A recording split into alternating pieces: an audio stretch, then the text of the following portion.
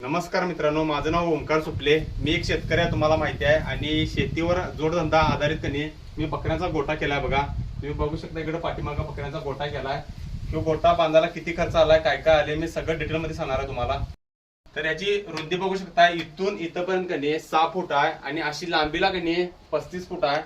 बघू शकता तुम्ही, इथनं इथपर्यंत कनी 3.5 फूट बांधकाम केलेलं आहे.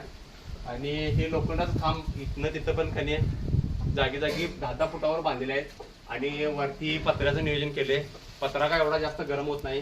ते तुम्ही बघू शकता, इथं जाळी मारल्या वार येण्यासाठी बकऱ्यांसाठी. हे बघा, इथनं एवढी अशी जाळी मारल्या. सिग्नेट बघा, सकाळचं वर करतोय आम्ही असं हे, आणि संध्याकाळचं खाली करतोय. त्यामुळे कधी वारं वगैरे बकऱ्यासनी 1 नंबर येते. तुम्ही हे बघू शकता, त्यासनी वायरिंगचं नियोजन केले. हे मी घरात केलेलं आहे. बघा, पायपा ते आणलेले आहेत आणि मिस्त्रीला बोलवून कधी हे असं बरोबर ह्या क्रेडच्या मापन केलेलं आहे. तुम्हाला क्रेड मिळू शकतात कुठं पण. तुम्ही हे बकऱ्याच्या वैरणसाठी 1 नंबर करू शकता. हे क्रेड केले बघा. ह्यामध्ये वैरण टाकली की नाही, वैरण तुमची वेस्टेज होत नाही, बाहेर जात नाही. परत इकडे कधी पाण्याला हे केलेलं आहे, पाणी प्यायला बकऱ्यासनी हे केलेलं आहे. हे पाणी बघून घ्या. हे कधी पाणी रोज बदला लागते.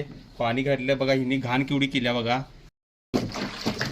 रोज एकदा पाणी चेंज करावं लागते. पाणी इकडे बाहेर होत आहे. त्यातनी पाणी प्यायला. कोंबडी ठेवल्या, 2 कोंबड्या आहेत आणि 2 कोंबड्या आहेत. कारण की हे बकऱ्यांच्या गोठ्यात कनी माशा वगैरे किड काय असतात कनी, कीड खात्यात. आणि इथं माशा वगैरे नाही बघा, एक पण माशी नाही या गोठ्यामध्ये. आम्ही हे दर 10 दिवसाला कनी लोटून काढतो.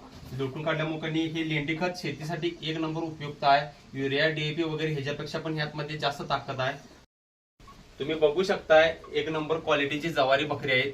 आणि जर तुम्हाला खरंच पाहिजे असतील तर मला DM करा, तुम्हाला बकरी मिळतील. सगळ्या कार्यक्रमासाठी, जावळ असू दे, लग्न असू दे, कोणता पण तुमचं यात्रा असू दे, माया असू दे, सगळ्या कार्यक्रमासाठी आमच्याकडे बकरी मिळतील. एकदम कमी रेटमध्ये, चीप मध्ये, होलसेल दरामध्ये मिळतील. वजनावर पाहिजे असेल तर वजनावर मिळतील. तर तुम्ही हा व्हिडिओ बघितलेला आहे. पूर्ण ह्या गोट्यासाठी कनी 60,000 रुपये खर्च आलेला आहे. 30,000 रुपये खर्च तुम्हाला सांगतो. जाळी, पत्रा आणि लोखंडी खांबासाठी कनी 30,000 रुपये खर्च आलाय. आणि 30,000 रुपये हे सिमेंटचं जे बांधकाम केलं आहे कनी त्यासाठी 30,000 रुपये खर्च आलाय. असं टोटल मिळून कनी 60,000 रुपये मध्ये हा पूर्ण गोठा उभा केलेला आहे मी. तर कसं वाटलं तुम्हाला आमच्या गोट्याचं व्यवस्थापन? तुम्हाला पण शेतीवर आधारित कनी जर कमी जागेत हे असा गोठा उभा करायचा असेल तर तुम्ही आम्हाला DM करा, आम्ही नक्कीच तुम्हाला मदत करू.